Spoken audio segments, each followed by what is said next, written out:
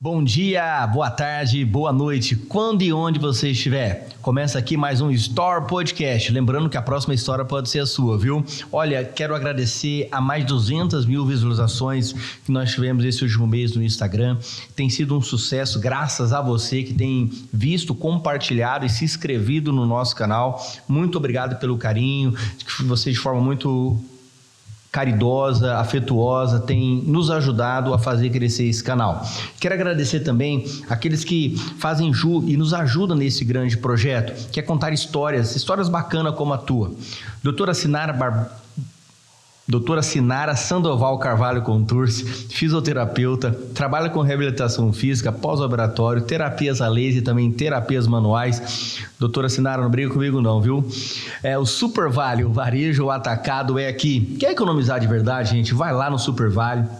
Você vai economizar, que daí vai sobrar aquele troquinho para você tomar um açaí lá na Valens, viu? Olha, Dr. Paulino Leonel, advogado, você tá com alguma dúvida aí, passando por algum problema jurídico, tá precisando de uma orientação, vai lá, procura o Dr. Paulino Leonel, ele vai lhe orientar e você não vai errar, ok? A Semiplan Genética IATF, sêmen e cortes e leite das maiores centrais do mundo. A Pamela Barros, advogada, ela tá ali no primeiro e segundo ofício do nosso cartório. A Rurales, compra e venda de imóveis rurais, urbano. A União Farma, a farmácia da Deilson, sua saúde em primeiro lugar. Olha, tem dor de cabeça, tá precisando de um medicamento, olha, liga lá e eles vão te entregar rapidinho, sem contar que eles têm uma gama de perfumaria ali que vai poder te atender legal. Atlética Academia, tá a fim de ter a saúde em dia, colocar aí a sua saúde em dia? Vai lá na Atlética Academia, o Lisandro tem ali profissionais que vai lhe orientar a trazer aí uma vitalidade para o seu corpo, tá bom? Laboratórios de Análises Clínicas e Citológicas, o LIB ali do nosso amigo Linauer, olha, foi no médico, o médico passou alguns exames, corre lá, exames de confiança, exames aonde você vai poder aí ter seguro para você chegar lá no médico e entregar um exame de qualidade lá para ele fazer um diagnóstico preciso para você. Paulo Coelho, rações, sal mineral, proteinado e herbicida, sem contar dessa gama de coisas aqui, ele também lhe orienta, viu, a você a ter uma gestão legal do seu gado, a orientar ele a ganhar um pezinho legal com o que você já tem. Sabor Aqui, água mineral e refrigerante. Você sabia que a Sabor Aqui emprega mais de 120 empregos em Cacilândia? Isso mesmo, uma empresa nossa. Quando você compra uma água da Sabor Aqui, um refrigerante, você está ajudando e fazendo a nossa cidade crescer ainda mais. SM Pinturas, ali no Salatiel Mais. Olha, você que quer reformar a sua casa, tá a hora de maquiar ela, deixar ela bonita, é só você ligar ali no 679-8126-2971 ou também pela página do Instagram SM Pinturas. Você chama o Salatiel e vai fazer um orçamento aí para tua casa. E também a Laborges ali, gente, olha, um laticínio que entrega um leite de qualidade, um queijo maravilhoso e mais uma gama de coisas novas que estão para chegar aí no ramo do laticínio, viu? A Valens, confeitaria, sorveteria, lanchonete, restaurante. Dá uma folga para patroa aí, vai lá na Valens e você fala assim, olha, vamos comer mais um mês aqui no restaurante, vamos comer uns 2, 3 meses aqui, dá uma folguinha pra patroa, vai lá na Valens lá e você pode almoçar lá, ou você pega a marmita e leva pra tua casa, ou eles entregam também de segunda a sábado lá e você vai economizar tempo e vai ter mais qualidade pra sua vida e pra sua família, viu? Descansar em casa também é bom. Olha, nosso novo parceiro sensacional é a Lívia Galassini Odontologia. Gente, olha, você que está precisando de um implante, está precisando de um tratamento bucal, corre lá na Lívia Galassini. O telefone é 679-8160-4330. Olha, você pode ser bem atendido e ter um sorriso lindo se você for lá na Lívia Galassini. Profissional, amiga da gente, né? Teve uma bela entrevista aqui. Sensacional, viu? Muita gente gostou da entrevista dela e ela vai voltar aqui com o esposo dela, tá bom?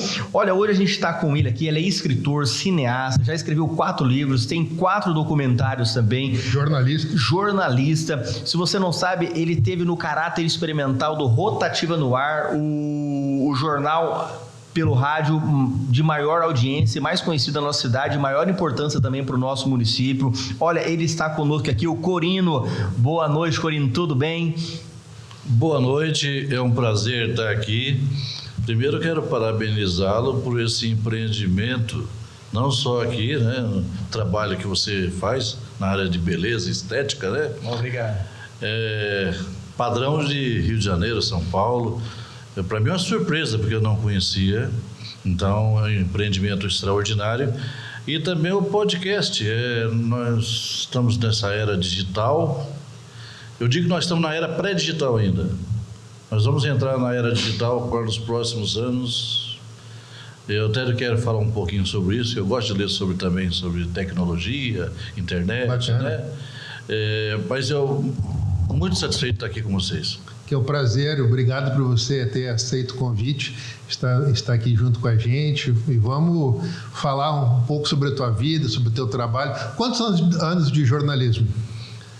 Eu completo agora, dia 10 de maio, 41 anos. E esses 41 anos foram aqui, dedicados à Cacilândia, ou você esteve fora, voltou para Cacilândia? Conta um pouquinho da tua história. Eu comecei no jornalismo aqui em Cacilândia em 1984, exatamente no dia 10 de maio, com Vanderlei de Carvalho e Dalmo Curcio, no extinto Cacilândia Jornal. E em outubro de 1984, o Vanderlei de Carvalho era um dos sócios da Rádio Patriarca. Eles eram 6 sócios, né? E hoje a rádio é dirigida pelo João Juarenço Giroto, né? Já há vários anos, muito bem dirigida, por sinal. E o Giroto foi um dos meus professores lá. Então, uma coisa que muita gente não sabe, que no mês de caráter experimental, no mês de outubro de 1984, eu já tinha algumas participações nas vinhetas, anunciando ali, comunicando que a rádio estava em caráter experimental. Ah, que bacana. E eu me lembro que até hoje eu fazia aquela impostação de voz, né? Dizia: esta emissora se identifica. Você está com a Rádio Patriarca, 1570 kHz, Cacilândia, Mato Grosso do Sul, em caráter experimental. Vai ter voz, hein? Tem voz de radialista, gostei. Era mais ou menos isso, que foi em 1984. Eu tive um grande professor na Rádio Patriarca, que foi o Edgar Batista Neves, que hoje ele está morando em Campo Grande, e eu tive a felicidade de fazer parceria com o Edgar Batista Neves na apresentação do Rotativa no Ar. Nossa! E também no Jornal da Patriarca, que ia às 7 horas da manhã. Olha, tinha cedo também. Então eu quero até fazer uma citação aqui, lembrar, ontem faleceu Salomão Esper, da Rádio Bandeirantes, e eu tenho uma memória assim muito viva sobre Salomão Esper, sobre José Paulo de Andrade e Ferreira Martins, da Rádio Bandeirantes São Paulo, porque a gente fazia escuta na época da Rádio Bandeirantes, que até hoje a Rádio Patriarca é conveniada Sim. com a Rádio Bandeirantes, né? Sim. É uma das retransmissoras, e nós acordávamos 5 horas da manhã, gravávamos naquela época, o gravador era de rolo grande, certo? Tinha uma fita marrom e era bem rudimentar, e a gente gravava o jornal da Bandeirantes, tinha o jornal Pulo do Gato, tinha o jornal da Bandeirantes Gente, a gente gravava e dali ou o Edgar fazia ou eu fazia. Quando eu estava em outra atividade ou faltava, eu fazia ali. A gente, na época, tinha que fazer escuta, gravar, aí fazia 7 páginas de redação para o Rotativa no Ar, que naquela época o sistema era igual ao Jornal Nacional, é hoje. A matéria é lida, né? Então, vamos dizer assim, não é um rádio comentado, porque o rádio mudou a forma, né? Hoje é mais conversado. Naquela época era tudo na redação. Então a gente tinha que acordar de madrugada, às 5 horas da manhã, para digitar todo o material. Digitar não, era... Digitar não, desculpa, eu estou adiantado. Era com Hamilton. É da Hamilton, Olivetti. Rebobinar a fita. Rebobinar a fita, eu falei digitar. Você está certo, eu estou gagá. Ô Corino, mas me diz uma coisa, esses 40 anos de jornalismo, teve algum viés que você foi atrás, que você trabalhou assim mais ferozmente na política, no esporte, na parte investigativa? Teve algum setor que você teve mais viés? Você correu mais atrás? O primeiro professor de jornalismo que eu tive foi o Vanderlei de Carvalho, no Cacilândia Jornal, junto com o Dalmo Curso. Também tive como professor o Manuel Afonso, que foi um dos diretores da rádio, hoje é advogado, radialista da Record em Campo Grande. E o João Giroto foi um grande professor também, aprendi muito com eles. Mas o jornalismo que eu trabalho, ele vamos dizer, ele é abrangente. Eu nunca fui assim dedicado somente a uma linha, ou esporte, ou polícia, ou política, não. É o jornalismo, assim, lógico que o jornalista tem que ter um conhecimento genérico de todas as áreas, né?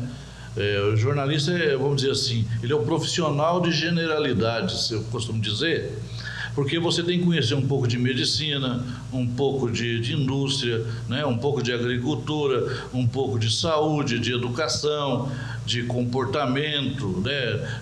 O tema é mulher, é criança, é o índio. Então eu sempre digo que o jornalista, ele é um conhecedor de generalidades, e aí ele procura aprofundar no campo que é a matéria da vez. A matéria da hora ali, ele se adapta a ela. Com certeza. E eu sou de uma época que se trabalhava com redação. E hoje você tem o Google, você tem informação a hora que você quer, né? Ser jornalista há 40 anos atrás era mais fácil do que hoje? Eu diria para você que naquela época era um jornalismo mais romântico, porque por exemplo, o jornal era semanal, vamos falar de jornal. Eu sou uma viúva da mídia impressa. Eu estou aqui na internet, vamos dizer, por falta de opção. Porque quando eu estava bom, que eu melhorei muito, aprimorei, com 30 anos fazendo jornal, revista, livro. Quando você ficou bom, acabou o jornal impresso. Acabou o jornal impresso. Aí, aquele cheiro de gráfica, cheiro de papel, aquilo para quem é escritor, jornalista, que nem é uma maravilha. Esses dias eu vi, Freitas e Corina, estava vendo uma entrevista com o Nelson Sirotsky. Nelson Sirotsky é o dono da RBS, né? Uma das maiores mídias do Brasil, lá no Rio Grande do Sul. Eles tiravam a 0 hora, tiravam 1.200.000 exemplares. 1.200.000 exemplares. Hoje, 30.000 exemplares. Ele é impresso, né?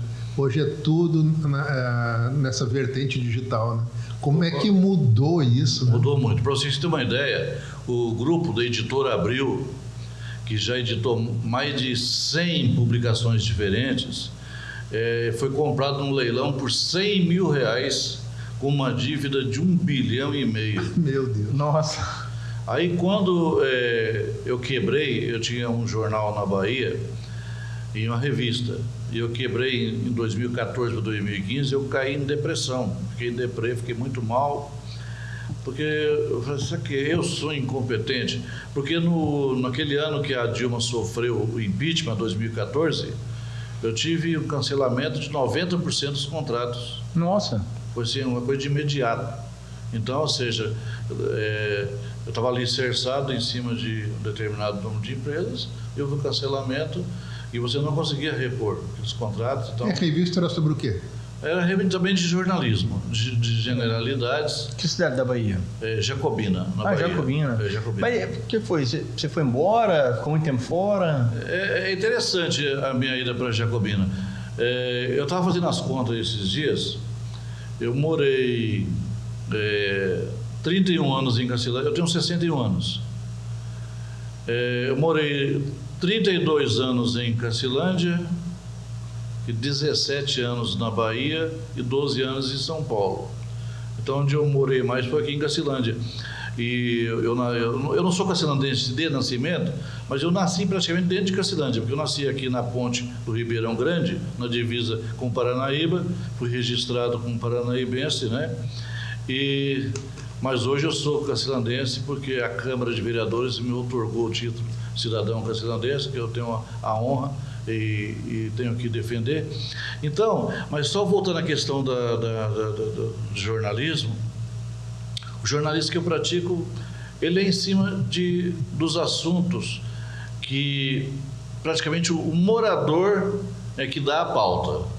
O Cacilândia Urgente hoje, por exemplo, tem mais de 10 mil internautas todos os dias, internautas diferentes.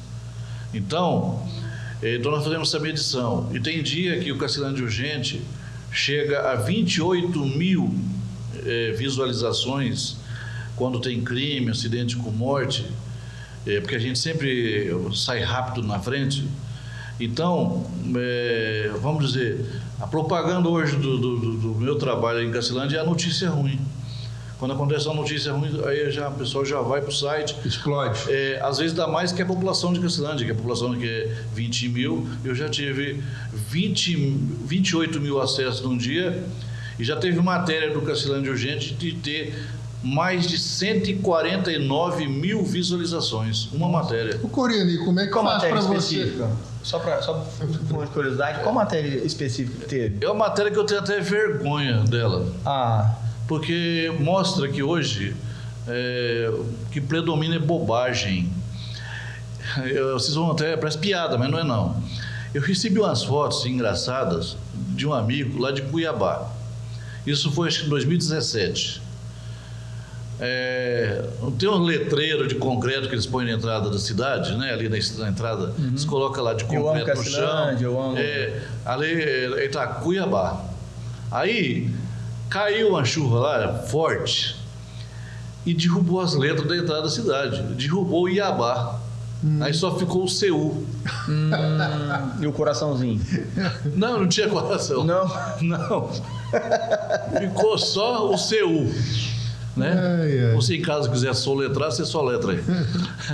Aí eu peguei e fiz uma matéria, achei aquele engraçado, falei, isso aqui vai bombar. E eu estava precisando dar impacto para o site, fiz uma matéria. Chuva de vendaval cai em Cuiabá e só fica o CU na entrada da cidade. Essa matéria, da última vez que eu medi, ela teve 149 mil visualizações. Nossa. Foi isso que fez o site ser conhecido até no Rio Grande do Sul, São Paulo, Rio, em muitos lugares, no exterior. E falando sobre o site, uma coisa que chama a atenção assim, que a notícia tem que ser imediata, né? Daqui a 1 hora, 2 horas é uma notícia velha. E como é que faz para não tomar barrigada? Para publicar agora e daqui a pouco, não, essa notícia está completamente errada, né? Como fazer para não tomar essas barrigadas? E já aconteceu isso? Né? Toma. Isso acontece. Não adianta o jornalista falar que ele não come barriga, ele está sendo hipócrita. Eu cometi, teve uma matéria que foi gravíssima. Na época, eu tenho até vergonha disso aí. Eu matei uma pessoa durante a Covid que não tinha morrido. Nossa. Conhecida? Conhecida, comerciante, cliente, inclusive foi cliente minha. Nossa. Por quê? Porque o pessoal hoje, com esse negócio da internet, colocou nos grupos. E uma colaboradora minha do site falou, fulana morreu. Fulana morreu. E eu pedi desculpa para a família depois.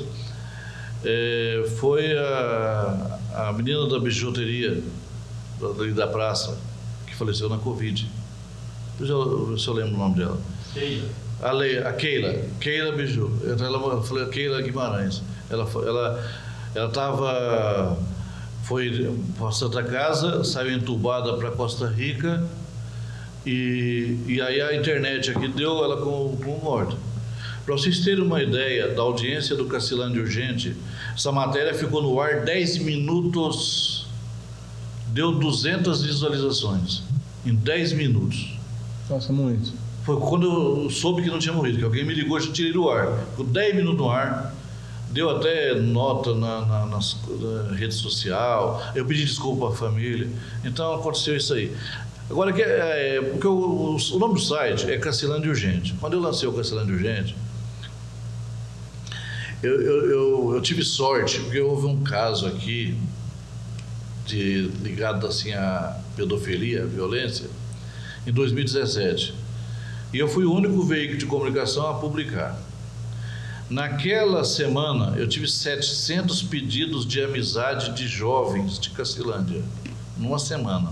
700 pedidos de amizade, porque é uma coisa fora da curva. Sim, claro. Tá? Com uma cidade do tamanho de Cacilândia. É muita coisa. É muita coisa. Isso aí, às vezes, você tem 6 meses para você ter tanto pedido assim. Sim. Aí o que acontece? Então ali eu fui o único a publicar. E eu cobri o caso do início ao fim. Eu falei que deu notoriedade para o Cacilândia Urgente. Então, é um trabalho assim que eu faço. Então, sobre essa questão de jornalismo, o nome já é Cacilândia Urgente, tem o nome da cidade. Então, se eu não for urgente, o nome perde o sentido, né? Então, por exemplo, aí você vai falar comigo, bom, como você consegue essas notícias? Em algumas, já errou? Já, e você corrige em seguida, né? Mas, por exemplo, aqui, eu não faço jornalismo policial, por exemplo, eu não faço junto com a polícia. Eu não faço.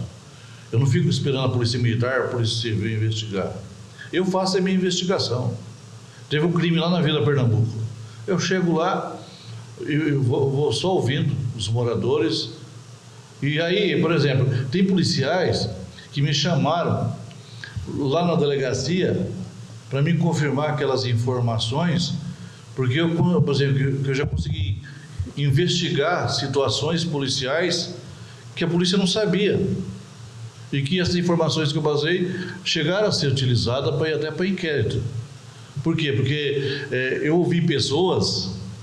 O que acontece? Tem uma máxima nas investigações policiais sobre as primeiras 48 horas. Ou a polícia consegue o máximo de informação nas primeiras 48 horas, ou depois vai ficar difícil para a polícia, por mais profissionais que eles sejam, para investigar. No jornalismo, ele é a mesma coisa. Foi como você falou agora há pouco. Se eu publicar uma notícia daqui 1 hora, já não é a mesma coisa. Não é a mesma coisa. Então, eu tive casos de acidente aqui, de crime, que eu publicava com 15 minutos. Porque os meus colegas aqui de profissão... pelo que eu sei, eles fazem a matéria no computador. Eu já faço no celular. Então, se eu chego lá no local do crime, deu torre ali, eu já ponho a matéria no ar dali mesmo. Assim. Às vezes o corpo nem esfriou. Tem que ter caso de crime aqui que o corpo ainda estava quente. Eu já está com a matéria no ar. O que tem mais visualizações no site é a parte policial? Com certeza. A maior audiência que existe no Cacilândia Urgente, eu acredito que em qualquer site, primeiro é o crime na cidade. Segundo, o acidente com morte na cidade. No caso específico de Cacilândia, a primeira audiência é Cacilândia, o Cacilândia Urgente. Segunda, Chapadão do Sul. Terceiro, Costa Rica, meio empatado com Paranaíba. Então, por quê? Porque nós já temos um monitoramento em tempo real. Então, o que acontece? É coisa interessante isso aí. Por exemplo, matéria. Se você publicar uma matéria e no título tiver crime na fronteira, dá pouquíssima audiência. Se você publicar, se colocar no título que é Campo Grande, a audiência cai muito. Então, por exemplo, eu uso esses critérios, eu mudo o título das matérias por causa disso. Para fazer as pessoas verem. Para fazer ler, por exemplo, tem meu jornalismo local aqui que dá muita audiência, porque eu publico os problemas que tem na cidade. Sim. Quem faz o noticiário do Cacilândia Urgente é o morador de Cacilândia. E qual que é o canal que o morador da nossa região, do Bolsão, pode ter acesso para te passar essas informações? Eles passam pelo WhatsApp, e que meu WhatsApp não é fácil também, porque meu WhatsApp é até 011 de São Paulo, para o negócio que eu tenho lá. Divulga já aproveita e divulga. É o 11 94 386 1320. Esse é o WhatsApp do Cacilândia Urgente. 11 94 386 1320. Mas o pessoal já entra em contato comigo já como uma fonte natural, porque primeiro princípio que eu falo para vocês estão aqui trabalhando no podcast, é que vocês têm que ser, para obter sucesso, acho que o segredo número 1 é você ser fiel à fonte. você preservar a fonte. O jornalista que não preserva a fonte, ele não sobrevive em lugar nenhum. Ou até um comunicólogo, vamos dizer assim, de vocês aqui em podcast, certo? Tá? Que são profissionais liberais, estão fazendo podcast, né? Então, ou seja, é preservar a fonte, porque se você não preservar a fonte, por exemplo, eu já fui processado, já respondi a 8 processos. Nossa. Já fui inocentado em 6 e tem 2 correndo aí, que também não vai virar nada, porque é da campanha eleitoral. Um é do ex-prefeito e a outra é do presidente da Câmara. Mas não dá nada porque é matéria que trata impessoalmente como presidente de Câmara, como prefeito, então você não trabalha com nada pessoal. Hoje, o que dá processo nessa área de vocês, aí vocês têm que tomar muito cuidado também, é tratamento pessoal, né? É lógico, injúria racial, crime, incentiva a pedofilia, a violência contra a mulher. Não fazendo isso e não tratando ninguém com pessoalidade, né? Por exemplo, vocês podem, como qualquer um, eu mesmo sou muito crítico. Aliás, meu jornalismo, muita gente já fala que é muito azedo. Ácido, os políticos não gostam. Isso eu tenho consciência disso. Mas, por exemplo, quando o Jair Bonner era prefeito, eu tinha um contrato com a prefeitura. Aí ele me chamou lá, fiz o contrato. O Valdeci também. Só que os dois cancelaram. Os dois cancelaram o contrato. Depois eu nem quis, mas eles já me chamaram. Eu recebi convite para ir para a prefeitura fazer contrato. Eu não vou, porque eu sei que vai cancelar. Por quê? Porque quem manda no jornalismo do Cancelante Urgente é a população. Por exemplo, eu votei no Rodrigo, pedi voto pro Rodrigo, ele, o Zé Donizete, meu advogado, pra você ter uma ideia, eu não misturo as coisas. O Zé Donizete já divulgou para mim nas situações aí. Mas meu amigo, tem consideração por ele como pessoa, grande advogado. Uma coisa que a Cacilândia não sabe, um dos melhores advogados que tem em Cacilândia, José Donizete Ferreira de Freitas, pai do prefeito. Ele já ganhou causa para mim no STF. Então, ele é bom, muito bom mesmo. Bom, competência. Competência, é competente. Então, é muito bom porque às vezes o cara é político, o cara é ex-prefeito, não sei o quê. Tá? Sim. Não, mas ele como advogado, ele é excelente, nota 10. Coisa boa. Tá? Então, é uma coisa favorável. Agora, só que eu não misturo as coisas. Na notícia, eu não misturo as coisas. Eu tenho um pudor muito grande com dinheiro público. Não é questão... Mas fica também muito na berlinda, né? Se você aceita dinheiro do poder público, seja do legislativo ou do executivo, você não pode também questionar muito, você não pode interrogar muito certas questões, né? Você fica meio vendido também. Eu acredito assim, né? É uma das coisas que o ex-presidente nosso pegou e bateu muito, era sobre essa questão das verbas públicas ser distribuídas dessa forma absurda, bilhões e bilhões, para tapar a boca de jornalista, né? Foi uma das coisas que ele batia muito nas últimas eleições.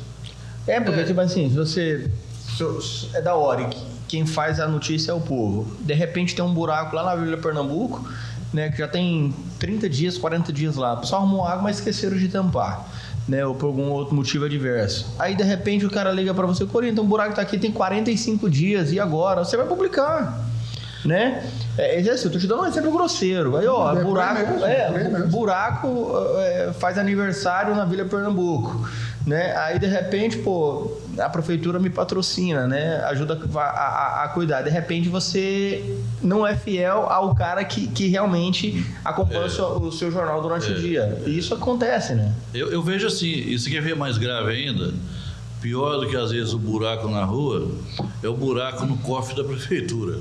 Que aí eu denuncio também, publico também. E aí é onde você cria problema com o pessoal, né? Mas você publica em cima de prova. Sim. Eu trabalho muito em cima da transparência municipal. Quando eu publico uma coisa ali, eu tenho convicção que, mesmo se der queixa-crime na justiça, não vai dar condenação, porque é em cima de documento público. Então, como eu já fiz muitas denúncias. Você pode publicar, mas você não pode dar o parecer? Tá meio chato isso também, né? Como você enxerga isso? Você viu ali, tem um crime, então, tal. Você conta, entrega os documentos, etc e tal, mas você não pode dar o seu parecer sobre aquilo? Por exemplo... Você tem que dar notícia, não pode dar opinião. Isso não é uma certa ditadura? Não, você pode dar opinião, mas você corre o risco de ser processado e de ser condenado. Por exemplo, hoje, você não pode mexer com justiça, você não pode mexer com justiça eleitoral. Porque cá entre nós, isso eu quero assim, eu tenho uma oportunidade, porque às vezes é por isso que eu evito entrevistas, por causa disso, falar o que eu penso. Na minha opinião, na minha avaliação, o Brasil começou a pôr o primeiro pé no comunismo em 1985, com a ascensão de José Sarney à presidência, do MDB, que era um dos braços do MR8, Movimento Revolucionário 8 de Outubro, que esse movimento é o que deu depois origem à criação do Fórum de São Paulo em 1992 e a criação do PT em 1981. Mas o Sarney não tinha como... Ele era o vice do Tancredo Neves. O Tancredo falecendo tinha que assumir. Tinha que assumir. Não, mas eu não culpo o Sarney. O Sarney é um cara bem de direita até, eu acho. Bem de direita não, um cara de centro. Cara que vai para os dois lados. Mas aí o que aconteceu? Porque senão ia ficar um vácuo de poder, né? Mas o MDB... A gente nem teve naquela oportunidade, a gente nem teve eleições. A eleição foi da Câmara dos Deputados, né?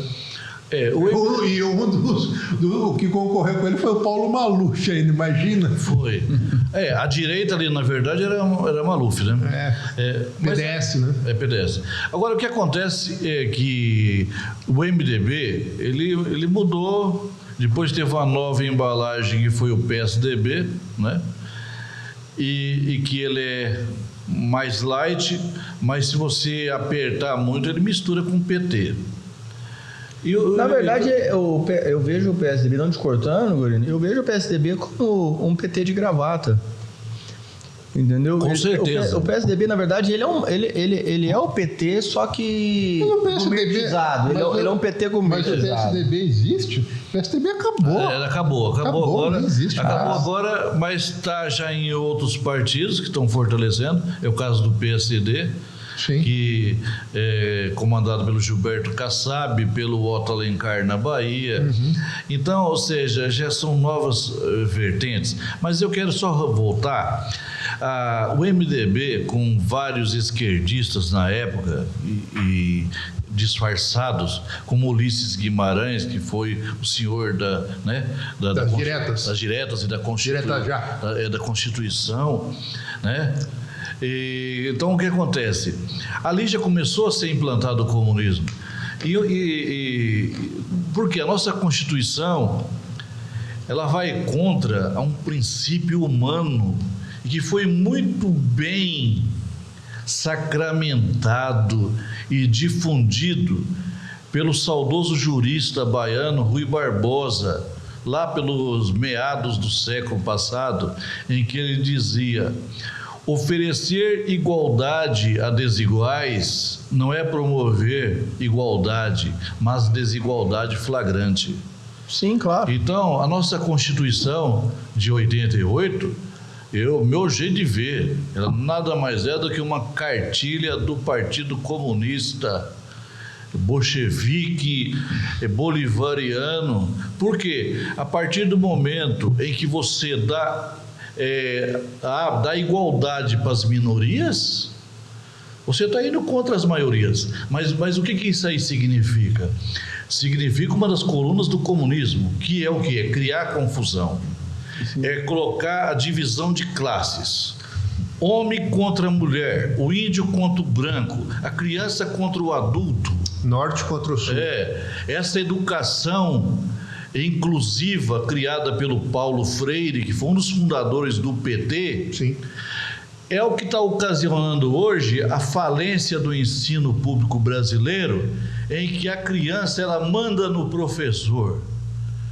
Ela, como se ela estivesse apta a decidir por ela mesma, né? E sendo que ela precisa aprender para depois ela decidir o que ela quer. E o pior ainda é sair... Eu falo porque... essas crianças aí do primeiro e segundo grau sem saber nada, né? Eu tenho na minha família 3 professores. E os 3 têm ideias de esquerdas. E eles votam radicalmente na esquerda, os 3. Aí, eles, de vez em quando, nós estamos conversando, e aí eles falam assim: não, nós estamos lascados dentro da sala de aula porque nós somos refém das crianças. Eu falo, muito bem, continue votando, faça um L, continue votando na esquerda. Por quê? Porque é o direito das minorias que estão prevalecendo sobre a maioria. Ainda só nisso aqui, para mim não perder o raciocínio, não, claro. Eu quero falar com vocês sobre a Lei Maria da Penha e sobre a Lei de Feminicídio, que até o nosso Leandrinho acompanha todo dia no rádio, né? Só essa notícia: feminicídio em tal lugar, feminicídio em tal lugar. Isso aí, a maior hipocrisia que existe no Brasil é essa lei de feminicídio. Essa lei, ela dá uma falsa sensação de segurança para as mulheres, certo? Medida protetiva de 100, 200, 300 metros.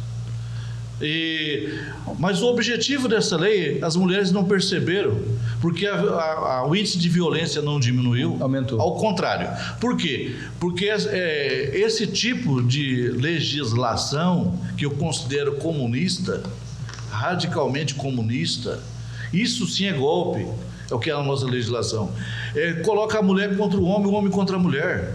Então o que acontece? Hoje você vai em qualquer rede social, hoje é debate de mulheres contra o homem contra a mulher.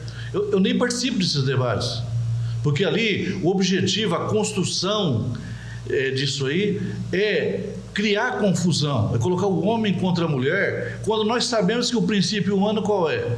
É que homens, mulheres, crianças, idosos são iguais nos seus direitos e deveres, e que há pessoas boas e pessoas ruins, há quem cumpre e há quem não cumpre. Então, eu não vejo diferença nessa lei de feminicídio, porque eu acho até ridículo, porque para mim é a mesma coisa matar uma mulher, matar um idoso, matar um homem, matar um índio, matar um cachorro, matar uma criança. Para mim é a mesma coisa.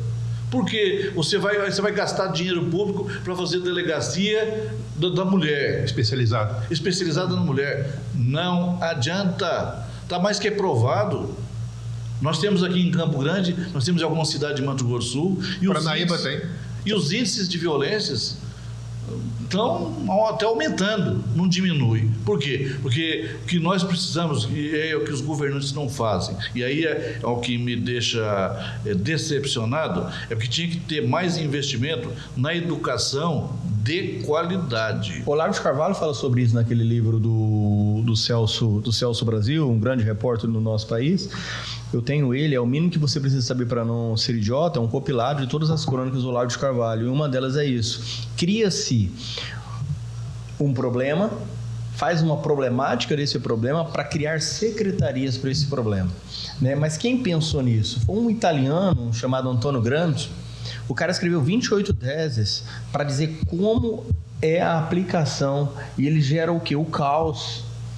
Né? A base das 28 teses de Antônio Gramsci é desenvolver o caos na sociedade para que eles perdem o cognitivo do real das coisas, né? Então você tem a lei universal, que é a vida, ela deve ser preservada em qualquer instância, e aquilo que você falou, a vida de uma criança ou de um adulto, matando uma criança ou um adulto, o crime é o mesmo. O crime ele é o mesmo, né? Então não é porque matou uma mulher que essa mulher ela tem menos importância do que uma criança, jamais, né? E deu uma falsa sensação de segurança e de poder para a mulher. Eu vejo mulher, não, agora estou na Lei Maria da Penha, me bate.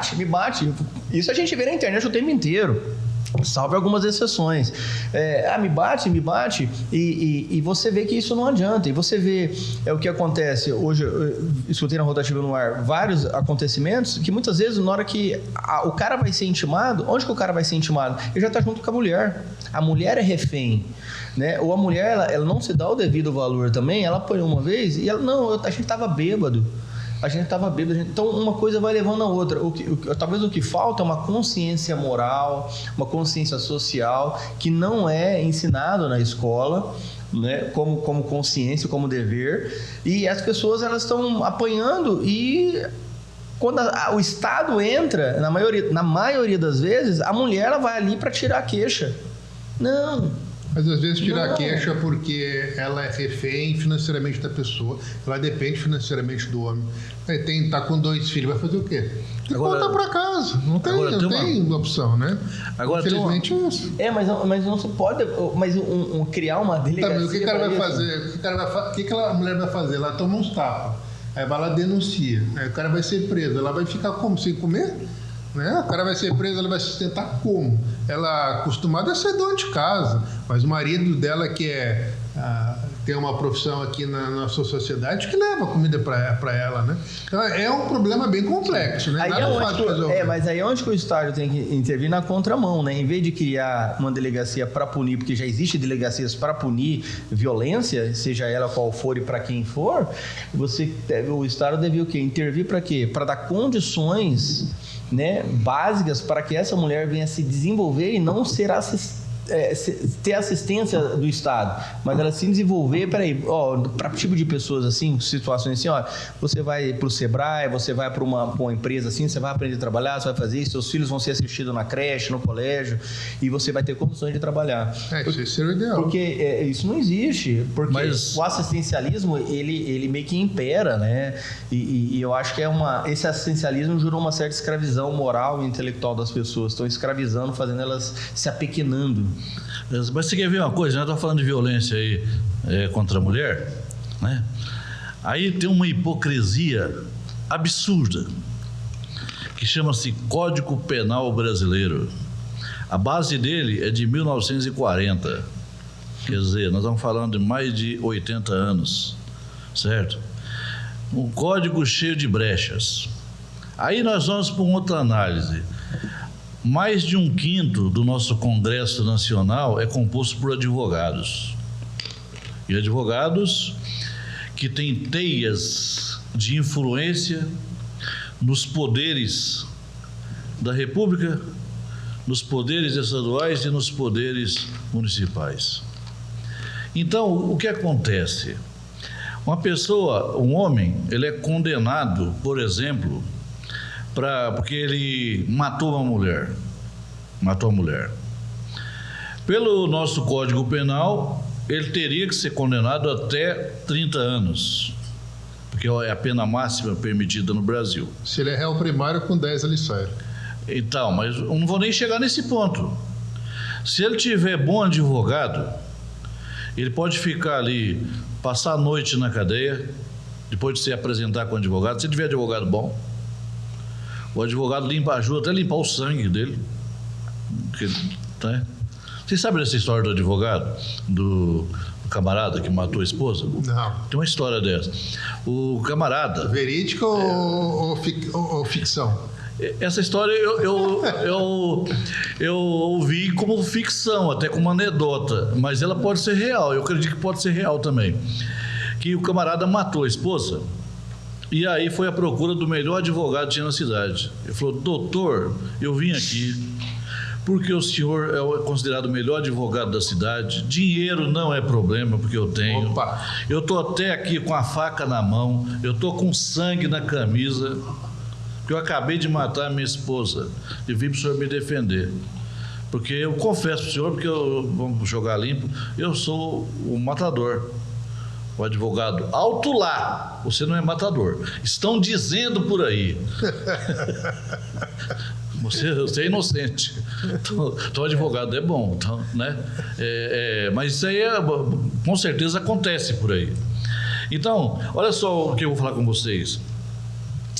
É por isso que eu falo para vocês que a lei do feminicídio, a lei Maria da Penha, o Estatuto da Mulher, Estatuto da Criança, Estatuto do Idoso, Estatuto do Índio, todos esses estatutos que nós temos, não passa de hipocrisia. Por quê? Porque o doutrinamento jurídico brasileiro, ele é arcaico. Ele é arcaico em que o cidadão tendo endereço comprovado, sendo réu primário, não tendo... E outra coisa, réu primário, você sabe o que significa réu primário? Vai lá na letra buscar no aprofundamento jurídico. Não quer dizer o camarada que nunca cometeu o crime, não. Quer dizer o camarada que nunca teve condenação. Aí veio a nossa Constituição Cidadã, promulgada em 1989. E diz o quê? A pessoa pode ser condenada por um órgão colegiado, que é a segunda instância, e lá embaixo, ou até transitado em julgado. Meu amigo, para chegar nesse transitado em julgado é uma longa viagem. Se o cara tiver, aí, né? Pode durar 20 anos, 30 anos. Tranquilo. Igual a condenação do Maluf. Lula. Mas ele não foi absorvido. Ele tem 75 anos. E aí o crime prescreve automático, porque ele tem mais de 75 anos. Mas a do Maluf, mas a do Lula tem um agravante ainda que eu posso chegar nela. Mas o agravante você deve conhecer aquele fato que aconteceu do diretor do Estadão, que matou no Aras a namorada dele. Lembra dessa história? Sim. Chegou lá, não sei se você sabe dessa história, há muitos anos atrás. Chegou, tinha a menina, uma jovem, e ele já é um senhor já de idade, diretor do Estadão. Chegou no Aras, onde a menina fazia equitação, descarregou a arma, matou ela. Nunca foi condenado. Ele, que nem você acabou de falar, começou achou um belíssimo advogado e foi, né, pedindo pro tribunal, né, revisar aquilo, foi indo, ficou anos e anos, não aconteceu nada com ele. Deu umas agravantes aí que eu não posso nem entrar no mérito, porque senão eu posso me comprometer com o Poder Judiciário, então eu prefiro deixar para lá. Mas ainda, sobre essa questão, aí tem uma coisa extraordinária. Transitado em julgado, o nome é bonito. Aí você vai estudar o que quer dizer transitado em julgado.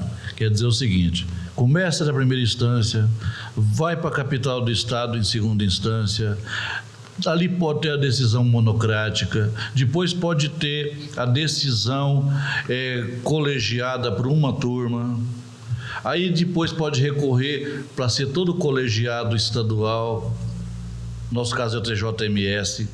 Ali, se tiver alguma...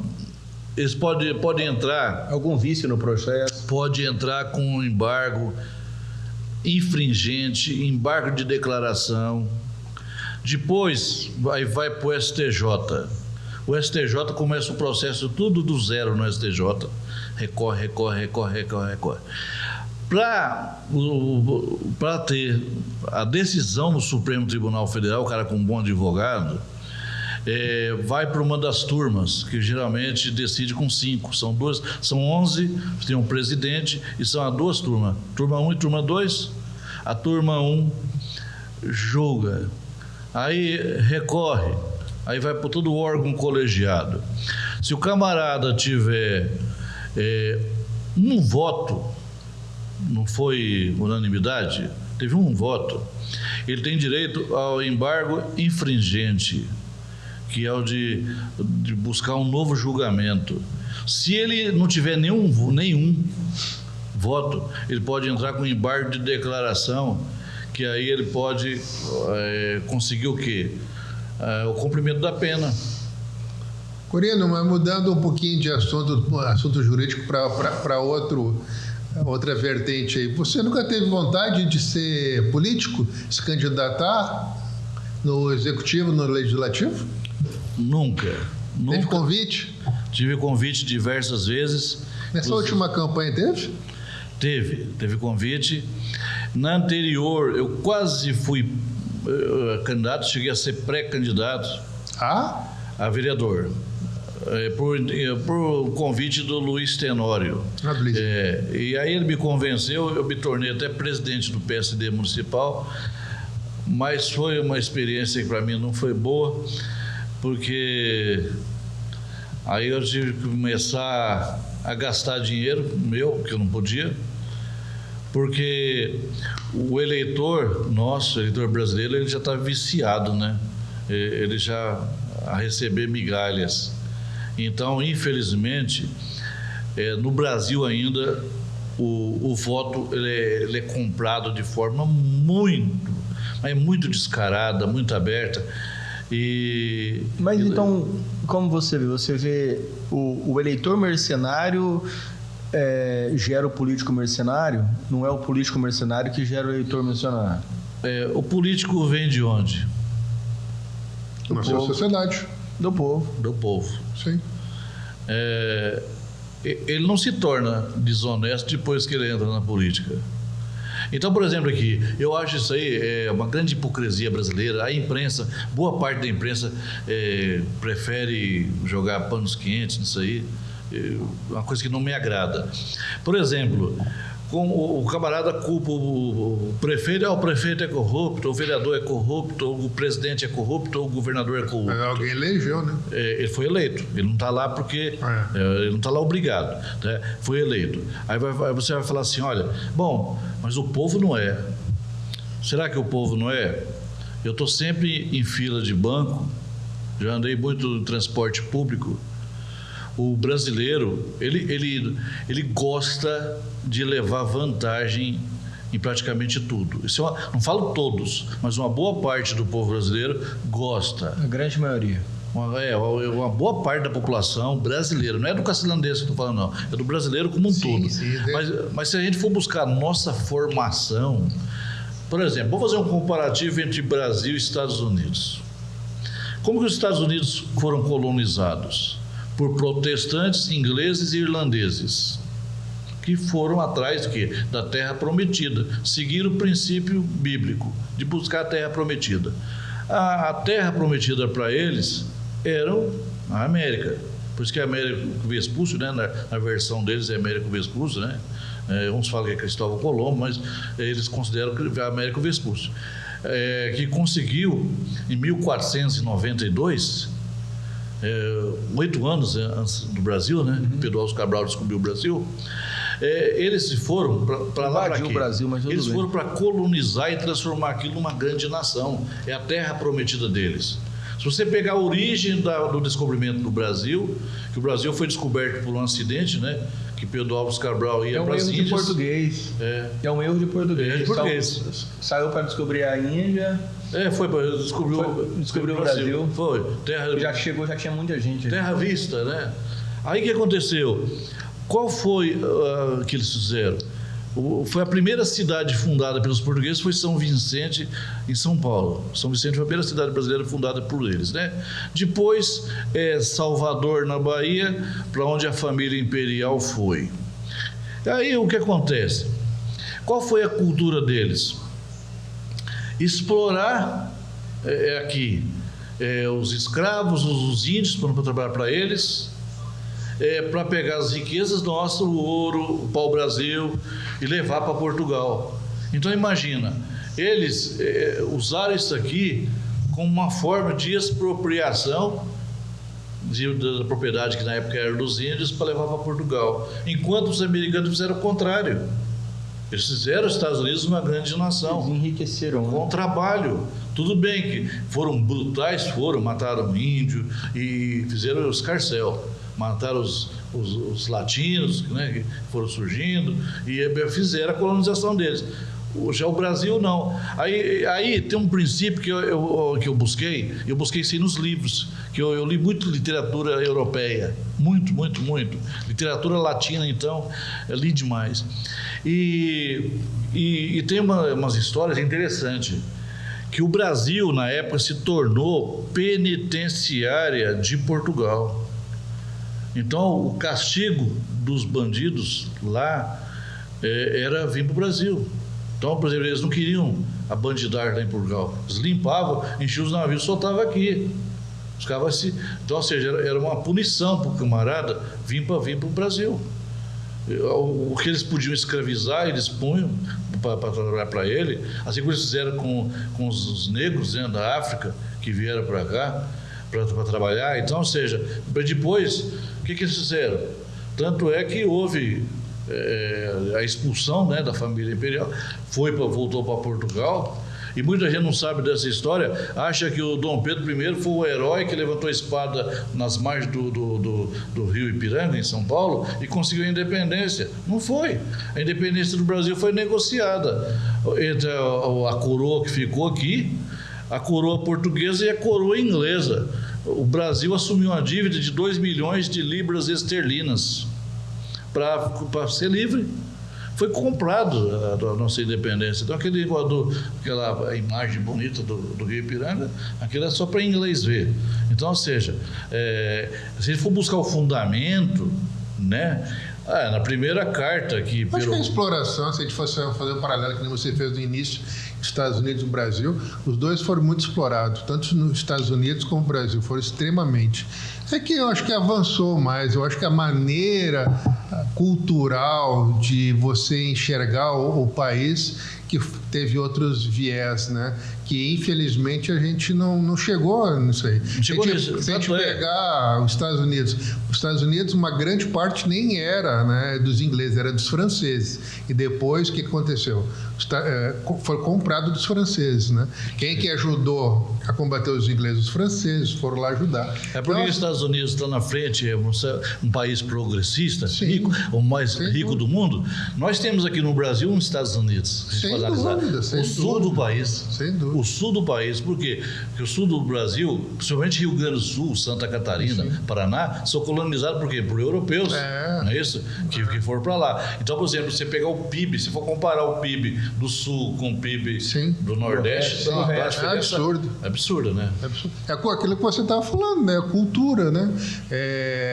Essa miscigenação que a gente tem no país, esses contrastes, são muito grandes, né? Você vai no Rio Grande do Sul, você vai lá para a Bahia, o contraste que tem, né, cultural, é muito, muito grande, né? A diferença é grandíssima. Só que tem uma coisa... E você não vê em outros países essa diferença grande. Né? Só que tem uma coisa interessante, tem umas contradições. A Ford... ela mudou de São Paulo para Camaçari, na Bahia, na época. Sim. Certo? E eu morei na Bahia há 17 anos. A Ford fez uma pesquisa mundial e descobriu uma coisa. O maior índice de produção dos trabalhadores era da Bahia. Olha só. No mundo inteiro. Então, olha só, tem nunca vou imaginar isso. Então, e o baiano tem fama de preguiçoso. É verdade. Né? O mineiro chama o baiano de cansado. Cansado. E o paulista chama o mineiro de baiano cansado, porque vinha para São Paulo e cansou, ficou lá em Minas. Né? Então tem essas máximas. Mas, então o que acontece é o seguinte, olha só para você ter uma ideia. O nordestino mesmo, aquele que ele é sem vício, tá? Aquele é muito trabalhador. Que foi o nordestino que construiu São Paulo, a mão de obra dele. E constrói até hoje. Certo? Você tirar os nordestinos de São Paulo, acaba, praticamente. Então, o que acontece? Então, esse lado muito trabalhador. O que é o ruim é o lado da miséria, do sertão. Sim. Que aí tem lá uma... Que a geografia não oferece condições. Não. Tem o Nordeste, eu vou falar uma coisa para vocês. Eu morei lá 17 anos e conheci todos os estados do Nordeste. A infraestrutura que é braba, né? 9 estados. Para vocês terem uma ideia, o Nordeste tem certos lugares. Vamos dizer, vou considerar um exemplo. Costa do Sauípe, na Bahia. O Beach Park, em Fortaleza. Aí você pega Porto de Galinhas, em Pernambuco, e mais alguns lugares. Porto Seguro, na Bahia. Tem lugares lá, Ilhéus. Padrão, Ilhéus tem uns lugares muito interessantes também. Lugar de nível internacional. Tem Costa do Sauípe, hotéis absolutamente luxuosos, que que você vai achar em Dubai. Mas você não acha que são bolsões assim muito esporádicos, que tem essa qualidade? Eu tive com a minha mulher em Natal. A gente ficou lá uns 7 dias em Natal. Eu fui com uma grande expectativa, assim, eu vou curtir, vou passear, aluguei lá bug, andamos e tudo mais. Cara, infraestrutura zero, não tem infraestrutura em Natal.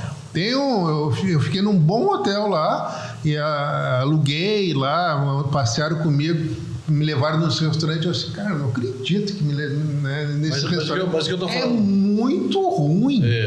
Muito ruim. Então, mas o que eu estou falando com você é o seguinte: é os contrastes sociais que tem, por exemplo, no Nordeste. Sim. Tem lugares que é a verdadeira Dubai. Sim. É uma Camboriú. É, o Camboriú. E lugares de miséria absoluta. Para você ter uma ideia. Dá pena não ser bem explorado, né? Exato. Então, ou seja, o que esses políticos, principalmente da esquerda, não, os coronéis fizeram isso a vida inteira, e agora os da esquerda aprenderam a explorar, é justamente aqueles bolsões de miséria.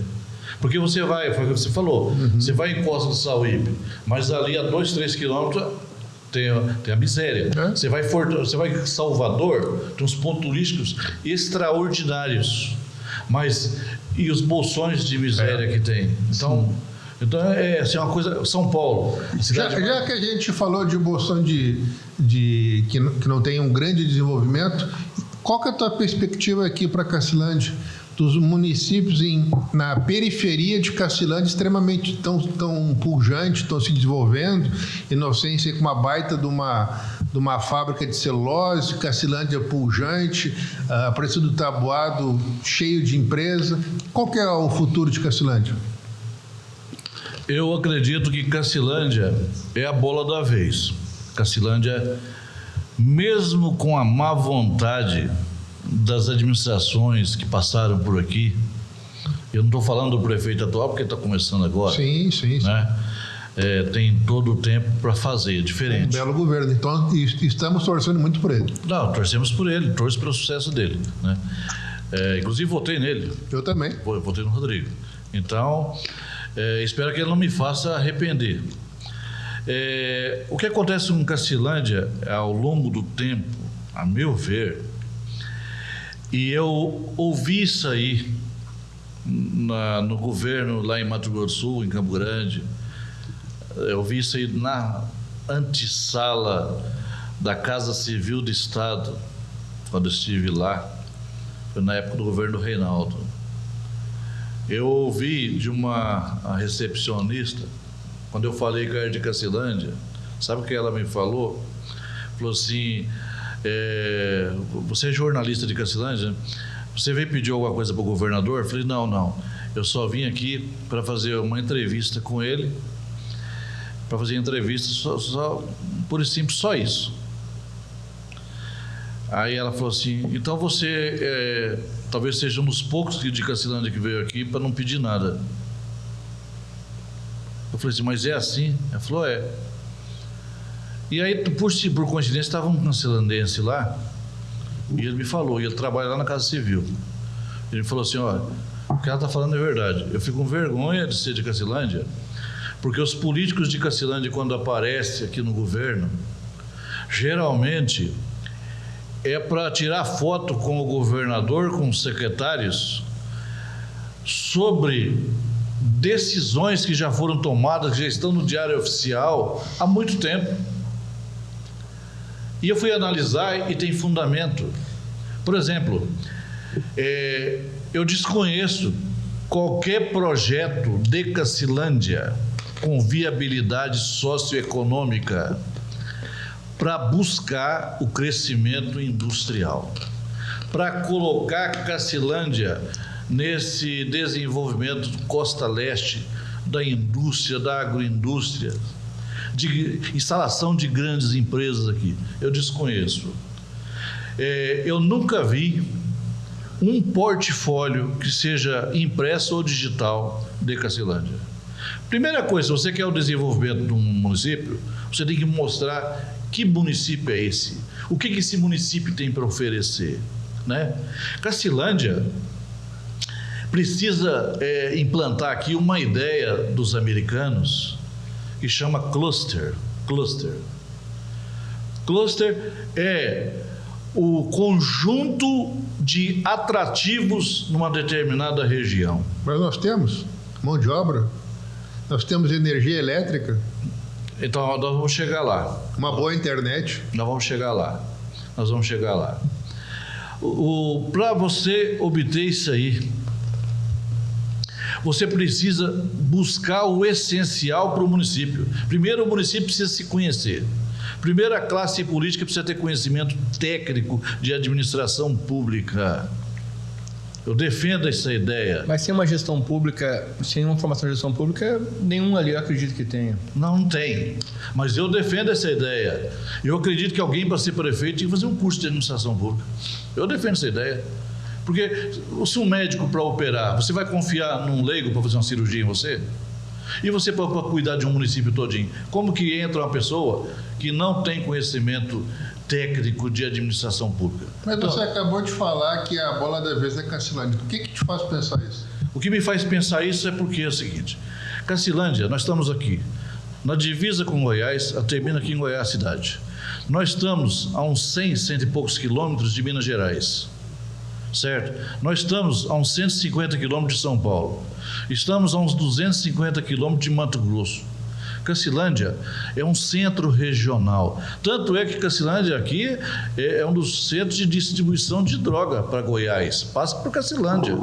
A gente sabe disso aqui. Você fala que é a bola da vez por causa da localização geográfica. Por causa da localização geográfica, não por causa dos políticos. Mas isso essa localização geográfica sempre foi. Tem 50 e 60 anos que é. Tem até uma piada em Cacilândia que é o seguinte: há 50 anos, Cacilândia começava na cantina da Vilma e terminava na cantina da Dagmar. Hoje está igual a 50 anos. Então, desenvolveu para os lados, mas não cresceu praticamente nada. Então, o que eu falo para vocês é o seguinte: por exemplo, voltando àquele tempo, governo do estado vai liberar ambulâncias para 79 municípios. Nossos vereadores vão para lá para tirar foto, gastando as diárias, paga pelo povo de Cacilândia, vai o prefeito junto, vai todo mundo. Ambulância para Cacilândia, a emenda do deputado fulano de tal, conseguiu 200 mil, 300 mil, o carro para a entidade tal, olha, 7 milhões de asfalto.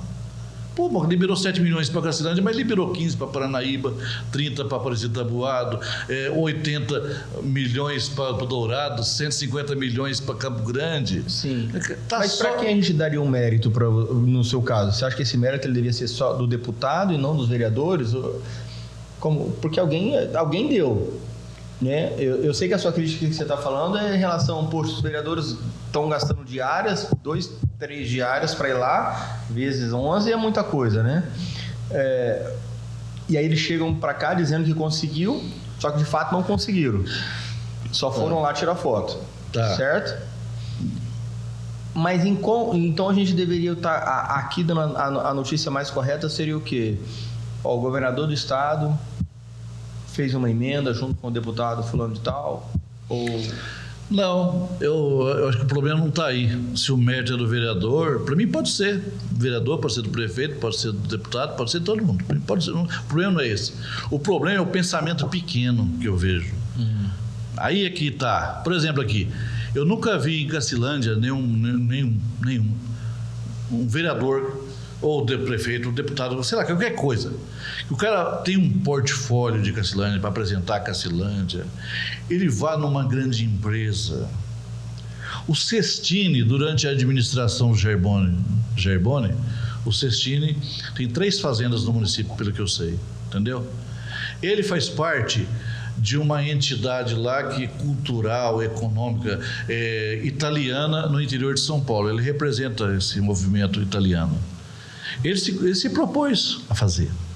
Eu vou dar um exemplo para vocês aqui, e eu não gosto de hipocrisia, e eu não tenho necessidade de puxar mérito para mim, porque eu não sou porcaria nenhuma, eu até falo muito pelo meu tamanho. Mas eu vou falar uma coisa para vocês aqui: realidade é olho no olho. O Jair Boni, quando foi eleito prefeito em 2016, inclusive eu fiz o marketing pro Jair na época, até a música da campanha do Jair eu fiz. A música eu compus pro Jair, gravei lá na Bahia. A música do Jair Boni foi: chega de disse, me disse, Jair Boni para prefeito, doutor Eltis é o vice. Eu fiz essa música. E fiz a da reeleição do Jair em 2020.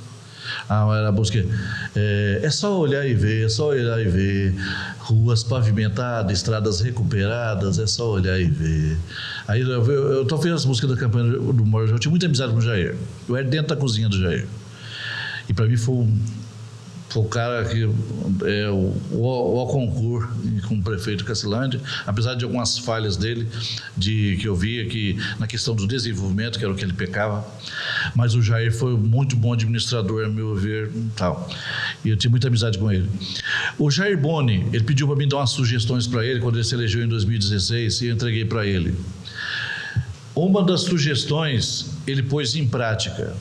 Na época, o Cola Giovanni, que é cunhado do Giroto, era presidente da Fundação Chapadão, lá no Chapadão do Sul. E eu propus para o Jair, para ele ir lá, conversar com o João Cola Giovanni, para fazer aqui, promover em Cacilândia dias de campo. Ninguém falava nisso aqui em Cacilândia. Para promover dias de campo. E foi promovido logo no início, não sei se em fevereiro ou março de 2017, da região do Toninho Varela, foi promovido o dia de campo. Vieram produtores rurais do Chapadão do Sul, inclusive o Elo Ramiro, que era ex-prefeito, o saudoso Ed Amin participou, vários produtores rurais participaram numa sugestão que eu dei para o Jair. Aí o que aconteceu? O resultado expandiu a produção de soja na região da Vaca Parida, das 7 Placas, houve uma expansão ali. Fazendeiros em Cacilândia, até da família Camargo, que nunca tinha produzido soja, passaram a produzir. Então houve um crescimento me parece que passou para, não sei se foi 30, 40 mil hectares, negócio assim. Aí o que aconteceu? Nunca mais foi feito. Nunca mais. Eu soube de um dia de campo que o Valdeci fez, e eu sugeri para o Valdeci também. Mas teve agora, faz 3 semanas. Agora teve do Rodrigo. Cestini. O Rodrigo me parece que promoveu uma também aí, não sei. Não, mas foi com o Rodrigo mesmo. O Rodrigo e o Cestini promoveram do lado ali da fazenda, do lado do frigorífico. Foi essa sugestão e eu passei para o Rodrigo também, na campanha. Foi uma sugestão que também passei. Eu passei para o Jair, para o Valdeci e para o Rodrigo. O dia de campo é muito interessante. De quando você consegue diversificar as culturas do município, é muito interessante. A única coisa que eu questiono é as pessoas falarem que determinada atividade vai ser a salvaguarda do município. Não vai ser a salvaguarda do município. Você tem que ter vários ovos nessa cesta, né? Um dia está bom a pecuária, ok. Um dia está ruim a soja, mas a pecuária está no momento bom. Um dia está ruim a pecuária. Hortifruti está funcionando. Exatamente. Mas é melhor. Mas é melhor. Então você tem que diversificar. Uma coisa está boa, outra coisa está ruim. Mas é melhor do que essa cultura cacilandense, sul-mato-grossense, de plantar gueroba e plantar mandioca. Ah, sim. Você demora 5 anos para colher uma gueroba, 8, 9 meses até para colher uma mandioca. Não, hoje você colhe com menos. Colhe com menos. Mas o gaúcho, 90 dias. É verdade. Cada safra, né? Mas assim... Eu só quero voltar uma coisa aqui, só sobre isso aí, só para finalizar meu pensamento. Há uma coisa que dificulta muito o crescimento de Cacilândia, e o Júlio Martins me abriu o olho na época, saudoso Júlio Martins, que fundou o Chapadão do Sul. Ele me dizia que o que atrapalha muito Cacilândia é que as nossas terras estão picotadas e em mãos, principalmente paulistas. E que há uma falta de produção que seria favorável à geração de tributos para o município, até de mão de obra. Então, por exemplo, tem muitas propriedades rurais de paulista, de mineiro, de carioca, de tudo quanto é lugar, pequenas propriedades, e eles não vendem porque não precisam. Geralmente são de médicos, empresários, o cara não precisa. O sonho dele é ter uma fazenda em Mato Grosso. Ele não fala nem Mato Grosso do Sul, ele fala Mato Grosso. Aí então ele tem aqui, muitas vezes o caseiro é de São Paulo, ele faz a compra lá em São Paulo, que o preço é mais barato, traz na caminhonete. Então gera pouco tributo para o município e fica lá uma área com 50, 80 vaquinhas lá, certo? Então, ou seja, não gera renda para o município. Eu sugeri para o Jair e sugeri para o Valdeci também, sobretaxar o IPTR. Sobretaxar o IPTR, colocar lá em cima, para a terra que não produz. E conversar com você, porque vai doer no bolso. O cara vai vir para conversar. A hora que ele conversar, meu amigo, você está produzindo isso, você precisa trazer uma alternativa para gerar emprego para a Cacilândia e gerar renda. É igual o IPTU na cidade. Terreno que não tem casa, o IPTU é mais caro. Exatamente. Tem que ser. Já é assim. Já é assim. Mas voltando no assunto, o Rodrigo está trazendo um rapazinho bom do Sebrae. Inclusive, eu já estou sondando a biografia dele com a cidade empreendedora. Eles já estão pensando, né, em multiplicar. Edson Bobadilha? Isso, e multiplicar essa. Inclusive, nós vamos trazer ele aqui o mês que vem. Ótimo. Né? Vamos só fechar uma agenda aí. E a gente vai trazer, porque essa é a visão dele, a visão que o Sebrae tem colocado para a cidade. O Rodrigo tem abraçado essa causa, é fazer os pequenos produtores serem profissionais. Né? Está indo muito bem essa feira do produtor lá no Sindicato Rural. Tá bombando, é o que você está falando. Eu posso deixar um alerta para o Edson Bobadilha? Claro. Secretário de Desenvolvimento Municipal. Em vez de Três Lagoas, eu não conheço pessoalmente. Vou dar um alerta para ele. Pense grande, pense macro, pense como empreendedor, mesmo sendo secretário municipal assalariado. Pense como empreendedor. E eu vou te falar para você por quê. Eu escrevi um artigo sobre isso. Hoje, Ribas do Rio Pardo tem bairros lá inteiro, As Moscas. Tem hotéis lá, As Moscas. Tem muitos empreendimentos, restaurantes falidos em Ribas do Rio Pardo. Por quê? O que aconteceu com Ribas do Rio Pardo está acontecendo indiretamente com Cacilândia por causa de Inocência. Inocência hoje, ela não tem estrutura para atender e o pessoal está vindo para os hotéis, para as kitnets e para os restaurantes de Cacilândia e para o comércio de Cacilândia. Para Cacilândia, maravilha, ótimo. Tem muita gente em Cacilândia construindo kitnets e investindo muito. Eu conheço de alguns. Eu conheço alguns. Eu conheço. E vou fazer um alerta para quem está investindo. Vou fazer um alerta e esse alerta ele tem fundamento. O investimento da Arauco, que é chilena, lá em Inocência, é investimento de aproximadamente 25 bilhões de reais. É absurdo. 5 bilhões de dólares. É absurdo.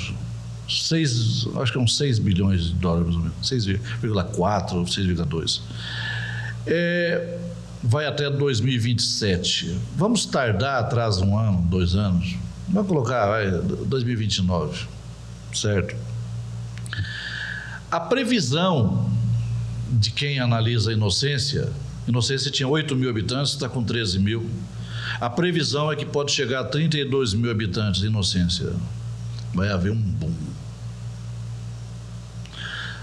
A partir do momento que eles montarem a planta, em vez daqueles 15, 20 mil, 30 mil, sei lá quantos mil trabalhadores... Volta para 15.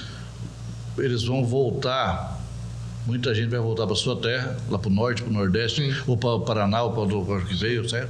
O que vai vem voltar. você quer dizer que o que vem de gente agora é na parte da infraestrutura. É da montagem. É da montagem da que usina. precisa. Lá... E essa empresa, sabe quantas mil pessoas vão gerar de emprego todos os dias? 6 mil. É o seguinte... Coloca mais para mim, família. isso aí foi no projeto que eles apresentaram para o governo, porque tem parceria, tem contrapartida. Eu vou te falar uma coisa para você. A Arauco é chilena, ela é multinacional. Nós estamos falando da maior empresa do mundo. É do mundo, certo? Bom, tudo bem. Lá em Ribas do Rio Pardo está acontecendo isso com a empresa lá, Suzano.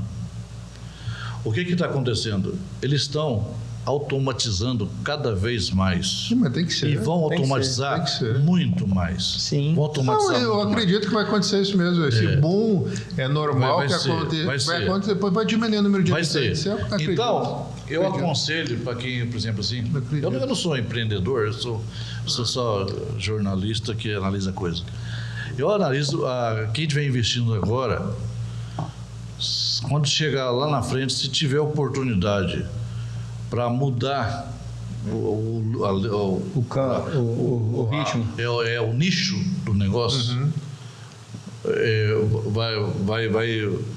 vai evitar ter prejuízo. Porque a tendência é que vai ter... Eles falam até, acho que até falaram, ter quase 30 mil trabalhadores em certo momento precisa para... Eu não acredito que vai ter isso aí, não. Mas a previsão é para que é absurda, né? Eu não sei. Mas se você tem 8 e vai ter 6 mil, hoje você vê a Inocência com os 8 mil, ela vive sem empresa.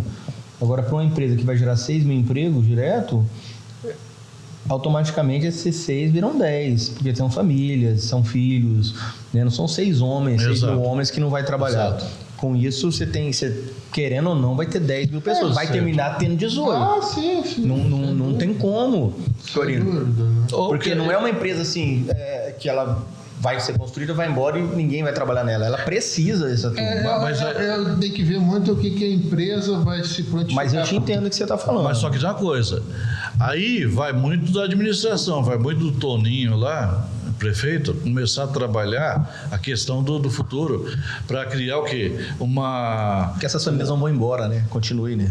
Não, porque vai sair mesmo, isso aí é fatal.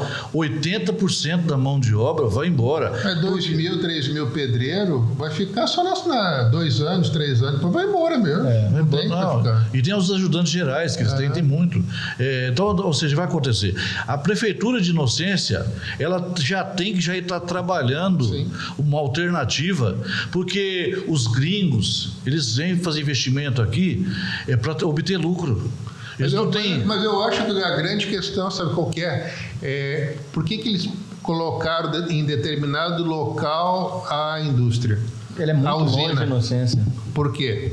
Porque é perto do trilho. Isso. Porque as bobinas vão, a parte de celulose vai tudo para o porto para ser exportado. Então, o que eu acho que os políticos têm que imaginar é a segunda etapa, é do beneficiamento da celulose dentro do próprio município, para gerar mais tributação e arrecadar mais. É isso que tem que agregar valor para o município. Exatamente. Não só você pegar as bobinas e levar para o Porto Santo ser exportada para a China.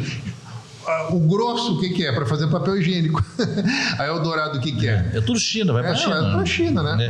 Mas só para concluir com o Edson Bobadilha, que eu falei do recado, que é o seguinte, para ele ver uma Cacilândia grande, porque hoje Cacilândia ainda pegou uma boa carona em Aporé, né?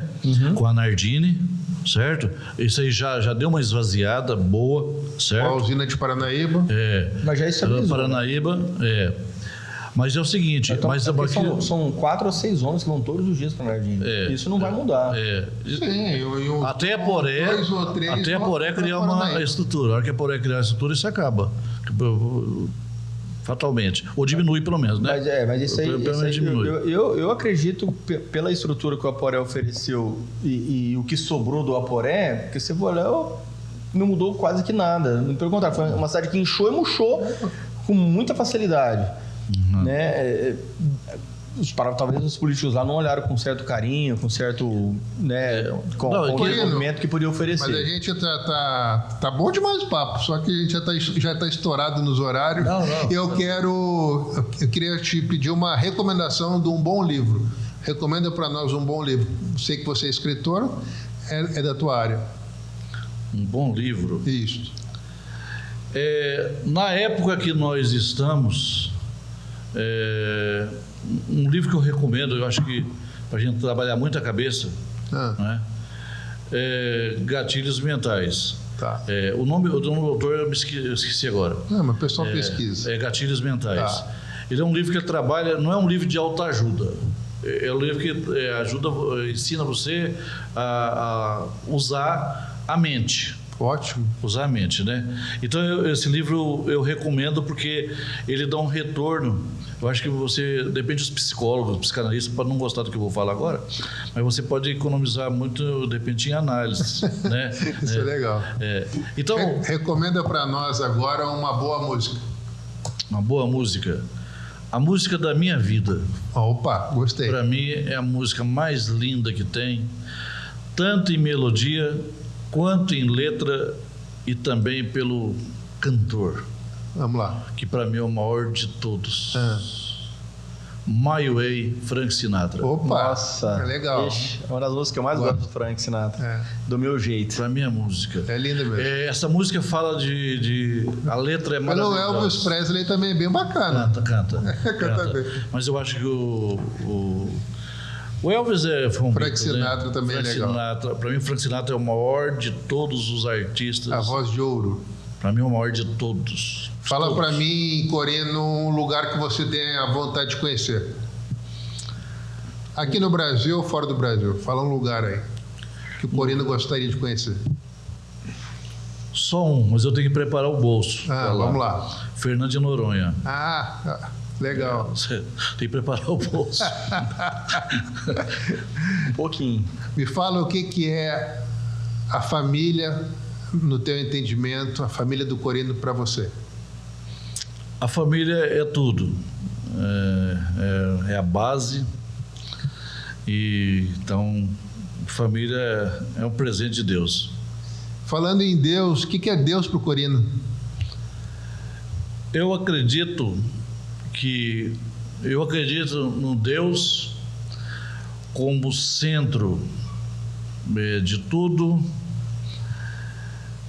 da espiritualidade. Eu fui batizado na Igreja Católica, fiz a primeira comunhão, não frequento a Igreja Católica, não frequento nenhuma igreja e acho maravilhoso. Eu não frequento nenhuma igreja, mas eu quero deixar uma mensagem aqui. Eu defendo que qualquer pessoa tem que ter uma religião. Eu já escuto muito por aí pessoas que falam mal dos padres, pastores, reverendos. E eu defendo que o seguinte: se você quer ter fé, a verdadeira fé, frequente e seja dizimista, ou não frequente. Você tem a opção de não frequentar, mas se você frequentar, seja fiel no dízimo. Por quê? Porque você fala assim, não, estou dando dinheiro para o padre e para o pastor.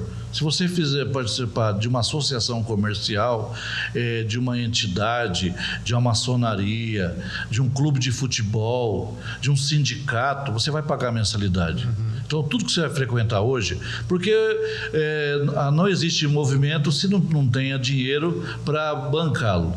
Então, eu defendo a ideia que se você for para frequentar a igreja, frequente, seja dizimista. Porque já está mais que comprovado que quem frequenta uma igreja e é dizimista fiel, ele prospera. Porque toda igreja, você pode olhar em volta, ela começa com uma portinha ou duas, depois tem um prédio enorme.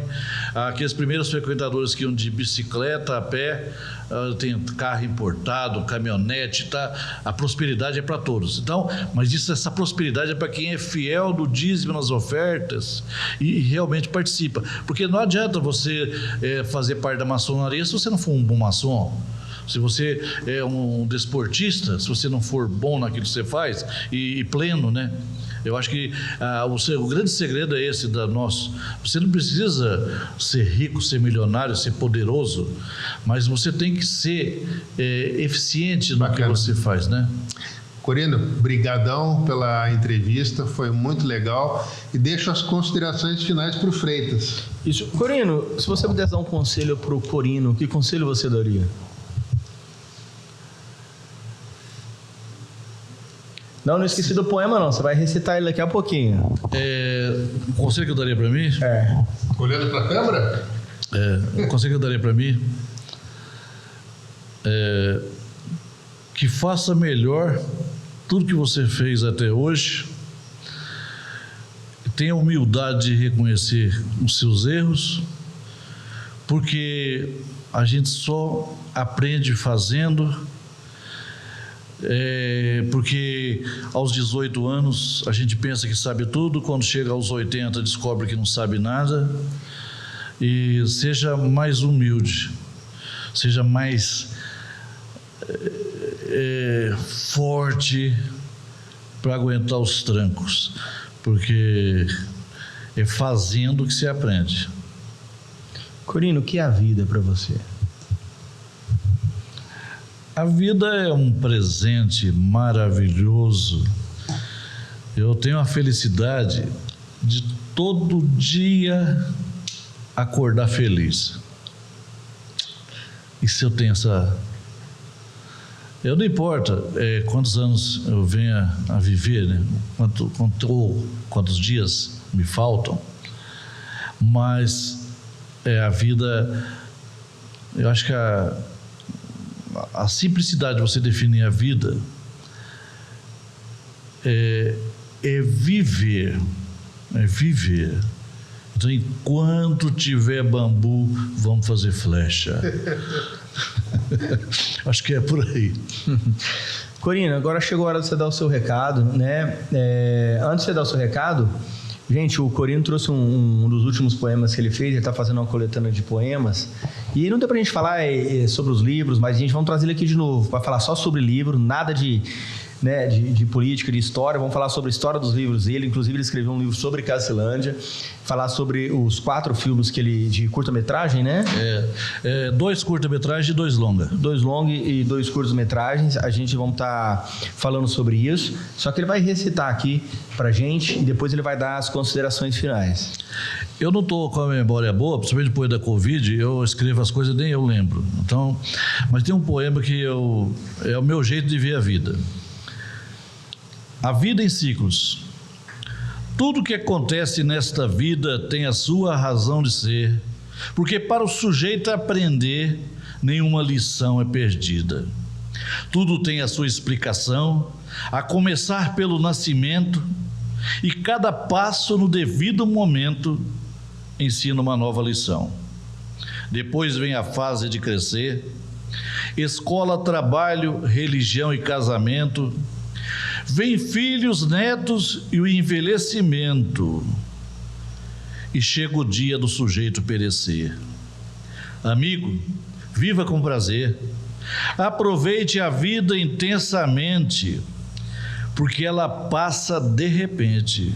Depois não vá se arrepender. Vença então todos os seus medos e viva agora com felicidade. Não sofra na ansiedade. A vida é assim, não tem segredos. Bacana, hein? Qual é o nome desse poema? A vida em ciclos. A vida em ciclos. Tira esse poema para colocar um dos cortes, tá, Leandrinho? Tá. Inclusive, se a pessoa pesquisar na minha página no Facebook, tem lá, A Vida em Ciclos. Ah, é? Corino Alvarenga. Bacana. Vai colocar a nossa foto lá, né? Do store, gente, todo mundo já no... Com certeza. Então tá bom, né? Olha para essa câmera preta, chegou a hora de você dar o seu legado. Não é o legado do repórter, né? Mas é o do ser humano, Corino. Tira o óculos pro pessoal olhar. É isso. Você vai dar... Não quero que o político fale agora, né? Agora eu não quero que o repórter fale nem o escritor fala. Agora eu quero que o Corino fala e dê o seu legado. Se você pudesse deixar um legado para o cacilandense, para a nossa região, o que você deixaria? A minha mensagem para você é o seguinte. Primeiro, faça a sua parte.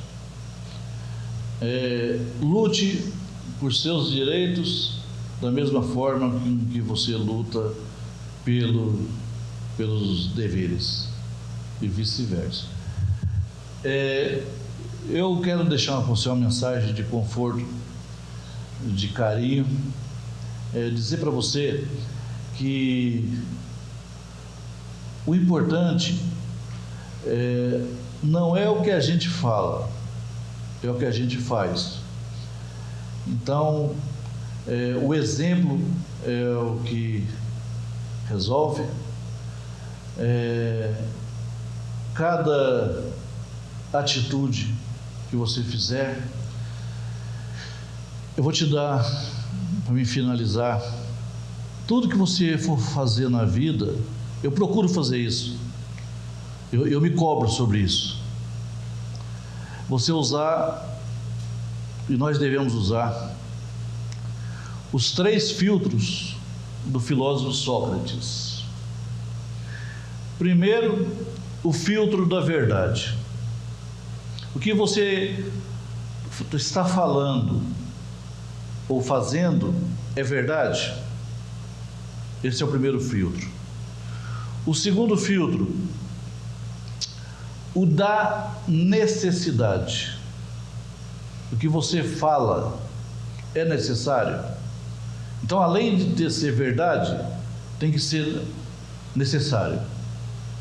E o terceiro filtro, o da bondade. O que você fala e faz, você está exercendo a bondade para as pessoas, ou pelo menos para a maioria das pessoas?